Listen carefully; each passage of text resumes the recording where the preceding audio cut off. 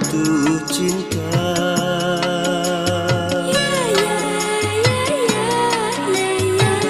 Tapi hatimu tak bahagia.